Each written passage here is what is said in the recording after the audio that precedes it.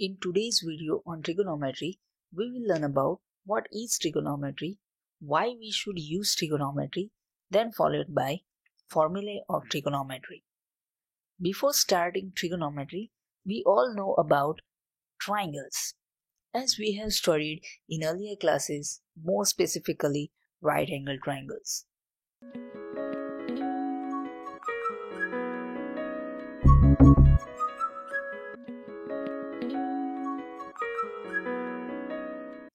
Let us now see some examples from our day-to-day life where right angle triangles are used, or we can visualize their formation. Let us assume that you are visiting the tallest statue in the world at Gujarat state of India, the Statue of Unity. Now question is, you are standing at some distance away from the statue and want to know the height of the statue without actually measuring it. We can visualize a right angle triangle formed by a ray of sight from your eye, a line parallel to the ground, and a line representing height of the statue like this one. Is it possible to measure now?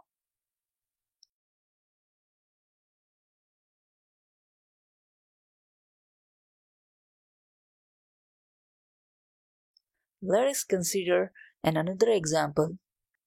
A child playing in the ground watches a hot air balloon flying in the sky with some speed at some height from the ground. We can visualize a right angle triangle in similar fashion as we did earlier. After watching the balloon, child wants her mother to see that balloon as he is amazed seeing something so big flying in the sky. So he ran to home to call his mother. But as balloon is flying in the sky with some speed, it accelerates away from the home of the child and balloon will be finally at some another position when both child and his mother comes to see it. We can again visualize a right angle triangle like this one for the new position of the balloon. Now same question arises. If balloon is flying at some height, can you find out the height of the balloon from the ground without actually measuring it? Also, the whole situation can be illustrated as this one. Considering the initial and final position of the balloon for two cases. First, when child saw the balloon individually, and second, when child and his mother saw the balloon. Considering this as distance traveled by the balloon. Now, if we know the time taken by the balloon to reach the final position from initial position and height of the balloon from the ground, we can find the speed of the balloon easily using speed is equals to distance traveled by the balloon divided by the time taken. We will solve such numerical in other coming videos of this series. Please support us by subscribing to our channel and also like and share the video with your friends. To solve all such problems or to get the answer to all such questions, we must have the knowledge of trigonometry. So let us understand trigonometry now. Trigonometry consists of three words. Tri means three, gon means sides, and metron means to measure. Thus, trigonometry is the study of relationship between sides and the angles of a triangle, more specifically of a right angle triangle. Now let us consider a right angle triangle such that measure angle B is 90 degrees. Now we have two other angles, angle A and angle C, and we are about to relate these angles with the sides AB, BC and AC. Hey there, want to know why angle A and angle C are acute angles? Follow the link to the notes provided in the description. Also, if you know, then you can write us through website's contact us page. Link is already provided in the description, or you can comment below. Now we will see terminology to be used in the trigonometry. Let us start with angle C.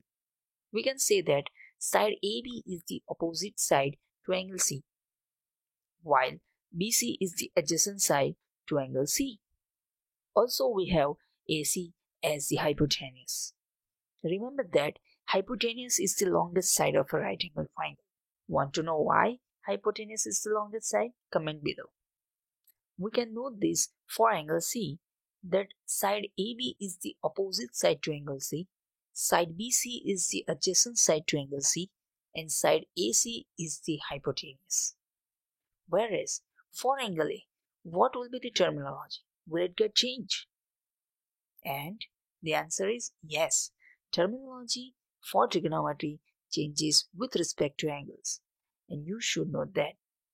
So for angle A, side BC is the opposite side and AB is the adjacent side, whereas AC is the hypotenuse and it will not change in any cases.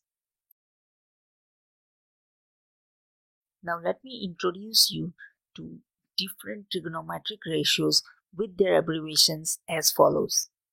First is sine of any angle. Here for explanation purpose, we are considering trigonometric ratios for angle A. So let us say sine of angle A and is abbreviated as sine A. Second is cosine of angle A and is abbreviated as cos A. Note that co here in cosine stands for complementary. That is, cosine is complementary ratio of sine. Third is tangent of angle A and is abbreviated as tan A. As similar to cosine, there is a fourth ratio as cotangent of angle A, and that is abbreviated as cot A. Fifth is secant of angle A and is abbreviated as sec A. And the last one is the complement of secant, that is cosecant of angle A and is abbreviated as cosec A. Now we move to values of sine and cosine. Sine A is equal to opposite side of angle A divided by hypotenuse. So from figure on the right hand side of the screen, opposite side to angle A is BC and hypotenuse is AC. Therefore, sine A will be BC by AC. Similarly, cos A is equals to adjacent side of angle A divided by hypotenuse. So from figure, we have adjacent side of angle A as AB and hypotenuse as AC. Therefore, cos A will be AB by AC. Remember that sine and cosine are two fundamental trigonometric ratios, whereas others are derived ratios. I am saying this as per their formulas, and so that it is easy for you to remember. So now we have used all the sides of the triangle ABC to relate them with angle A. In similar manner, you can derive formula for sine of angle C and cosine of angle C to derive other ratios. Starting with tan A. So tan A is equals to sine A by cos A. That will be equals to, we have just seen that values of sine A and cos A are opposite side of angle A by hypotenuse and adjacent side of angle A by hypotenuse respectively. So we can easily cancel out hypotenuse here and we get tan A as opposite side of angle A by adjacent side of angle A. So from figure, opposite side of angle A is BC and adjacent side to angle A is AB. Therefore, tan A is equals to BC by AB.